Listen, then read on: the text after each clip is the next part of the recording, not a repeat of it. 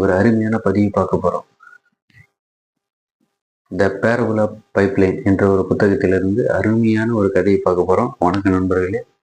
Italy என்ற ஒரு நாடு 1801 கடுமையான பஞ்சம். அந்த நாட்டுல கடுமையான பஞ்சம் இருக்கிறதால தண்ணி தேவை ரொம்ப இருக்கு.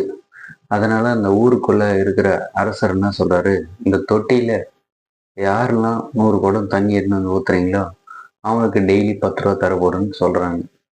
அந்த ஊர் மக்கள் அனைவரும் கையில் ரெண்டு ரெண்டு குடம் எடுத்துட்டு போயிட்டு அந்த ஆற்றுல இருந்து தண்ணி எடுத்துட்டு வந்து ஊத்துறாங்க.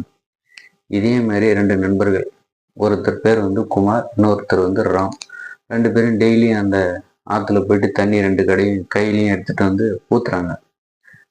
ரொம்ப நாளாக ஊற்றிட்டே இருக்கிறாங்க. காசு வந்துட்டே இருக்கு, ஜாலியாக செலவு பண்ணிகிட்டே இருக்காங்க.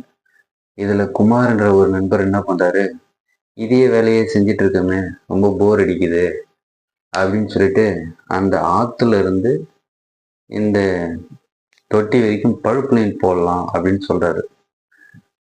இதை கேட்டதான் அந்த ஊர் மக்கள் என்ன சொல்றாங்க, 1801 பைப் லைன்னா என்னன்னு தெரியாது.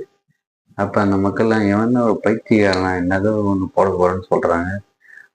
அவன் கூட இருக்கிற பாரு ராம் பாரு, டெய்லியும் தண்ணி எடுத்து ஊற்றி அழகா சம்பாதிச்சு ஜாலியா செலவு பண்றான், கலர் கலர் ட்ரெஸ் போடுறான் அப்படின்னு சொல்லிட்டு அவனை பாராட்டுறாங்க. இவனை எல்லாம் திட்ட ஆரம்பிக்கிறாங்க. அப்படி இருந்தா அந்த குமார் என்ற நண்பர் என்ன பண்றாரு, தண்ணி எடுத்துட்டு ஊத்துறாரு. கிடைக்கிற டைம் ஃபுல்லாக அந்த பழுப்பு போடுறதுலே அவருடைய கவனம் ஃபுல்லாக செலுத்தி ஒரு 2 வருஷம் கழிச்சு பார்த்தீங்கன்னா பைப் லைன் போட்டுறாரு. அதுக்கப்புறம் பார்த்தீங்கன்னா ஆட்டோமேட்டிக்காக அந்த ஆற்றுல இருந்து அந்த தொட்டிக்கு தண்ணி வர ஆரம்பிக்குது. தண்ணி வந்ததால அந்த குமார் எந்த வேலைக்குமே போகாமல் அவருக்கு பணம் வந்துக்கிட்டே இருக்கு.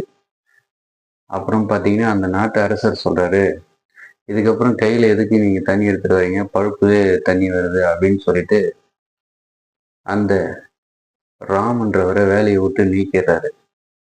அதுக்கப்புறம் பார்த்தீங்கன்னா ரொம்ப கஷ்டப்படுறாரு அவர். இதே போலத்தான் நம்ம வாழ்க்கையிலையும் ஒரு சில பேர். இப்போ நம்ம ஒரு வேலையை தொடர்ச்சியாக செஞ்சுக்கிட்டே இருக்கோம். இந்த வேலை ரொம்ப நாளாக நம்மளால செய்ய முடியாது. நம்மக்கிட்ட ஒரு சேவிங்ஸ்னு ஒன்று இருக்கணும், வருமானம்னு ஒன்று இருக்கணும். அது நம்ம வேலை செஞ்சாலும் செய்யாட்டாலும் அது நமக்கு பணம் வந்துக்கிட்டே இருக்கிற மாதிரி ஒரு வழியை செய்யணும். இல்லைன்னா நம்ம கடைசி வரைக்கும் வேலை செஞ்சுனே இருக்கிறது தான். அந்த குமார்ன்றவர் அந்த ஆற்றுல இருந்து பழுப்பு போட்டு தொட்டிக்கு விட்டுட்டார். அவர் காலம் முழுக்க வேலை செய்யவே வேணாம், அவருக்கு பணம் ஆட்டோமேட்டிக்காக வந்துக்கிட்டே இருக்குது. அதே போல் நீங்களும் ஒரு வருமானத்தை உருவாக்கணும். உதாரணத்துக்கு நீங்கள் ஒரு வீடை கட்டி விட்டீங்கன்னா வாடகை வந்துகிட்டே இருக்கும். ஒரு பேங்க்ல ஒரு டெபாசிட் பண்ணிவிட்டீங்கன்னா உங்களுக்கு பணம் வந்துகிட்டே இருக்கும். நீங்கள் வேலை செய்யலைனாலும் உங்களுக்கு பணம் வரணும். இந்த மாதிரி நீங்கள் ஒரு வாய்ப்பை உருவாக்கினா மட்டும்தான் நீங்கள் முன்னேற முடியும். இதனால் நீங்கள் இன்னொரு வருமானத்தை நீங்கள் உருவாக்கிக்கணும். இதை எப்படின்னு தெரியலன்னா எனக்கு கால் பண்ணுங்க நண்பர்களே. நன்றி.